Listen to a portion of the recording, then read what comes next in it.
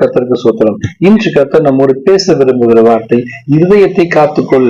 ஆமேன். நீதிமொழிகள் 4:20 என்ன சொல்லுன்னா, எல்லா காவலும் இருதயத்தை காத்துக்கொள், அது வந்து ஜீவ ஊற்று புறப்படும். இருதயத்திலிருந்து ஜீவ ஊற்று புறப்படும்னா இருதயத்தை காத்துக்கொள்ள வேண்டும்.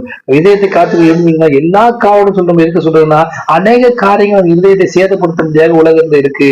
கோபங்கள், இச்சைகள், எரிச்சல்கள், பிடிவாதங்கள், கர்த்தருக்கு பிரியமில்லாத காரியங்கள், புறங்கூறுதல்கள், அநேக காரியங்கள் இருதயத்துக்கு தான் தோன்றும். அதனால கர்த்தர் சொல்றாரு, இருதயத்தை காத்துக்கொள்ள வேண்டுமா. மேலும் நமக்கு அருளப்பட்ட பரிசுத்தாவினாலே தேவ அன்பும் இருதயத்தில் ஊற்றப்பட்டு இருக்கிறது. நம்ம இருதயத்துல தேவ அன்பு ஊற்றப்பட்டுருச்சுன்னா என்ன பண்ணுமா, இருதயம் கலங்காது இருக்குமா. உங்க இருதயம் கலங்காது இருப்பதாக வசனம் சொல்லுது இல்லையா. அதே போல அது இருதயம் சுத்தமாக இருக்க வேண்டும். சுத்த இருதயம் உள்ளவே கத்து உதருக்கு என்னமா, இனிமையானவே பேசுமா. இருதயத்தை சுத்தம் இருந்துச்சுன்னா அதனால உதருக்கு என்ன பேசுமா, இனிமையான பேசுமா. அது மட்டும் இல்லாம தேவனை தரிசிக்க வேண்டுமா, சுத்த இருதயம் வேண்டும். ஏன்னா இருதயத்தை சுத்தம் உள்ளவர்கள் தேவனை தரிசிப்பார்கள் சொல்லி வசனம் சொல்லுது இல்லையா.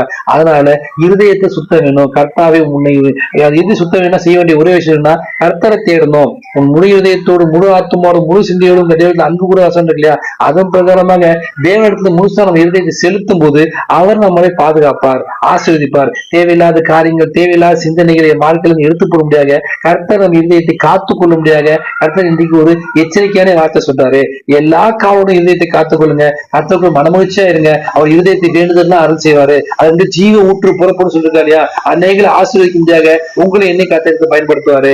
இருதயம் நொறுங்குண்டுகளை கர்த்தர் குணமாக்குகிறார். அது மட்டும் இல்லாம நொறுங்குண்டு இருதயங்களும் கர்த்தர் சமயமாக்கிறாரு. எந்த அளவுக்கு கர்த்தருக்கு இருதயத்தை கொடுத்து நம்ம தாழ்த்தி ஜெபிக்கிறோமோ அப்ப கர்த்தர் நம்ம வாழ்க்கையில சமயமா இருந்து ஆசீர்வதிப்பாரு. இருதயத்தை இன்றைக்கு கர்த்தர் நம்மோட பேச விரும்புகிற வார்த்தை இந்த வார்த்தை தாங்க. எல்லா காவலும் இருதயத்தை காத்துக்கொள்ளுங்க. கர்த்தர் உங்க இருதயத்தை நினைவுகளா அறிந்திருக்கிறார். மனுஷன் முகத்தை பார்க்கிறார், தேவனை இருதயத்தை ஆராய்ந்து இருக்கிற தேவனா இருக்கிறார். உங்க இருதயத்துல என்ன இருக்குன்னு மனுஷங்க பார்க்காம இருக்கலாம், ஆனா கர்த்தருக்கு தெரியும். அதனால சுத்த இருதயம் உள்ளவங்களா இருங்க, அன்பு செலுத்துங்க. கர்த்தர் உங்க இருதயத்தை வேண்டுதல்லாம் அருள் செய்வார். ஆமென். God bless you.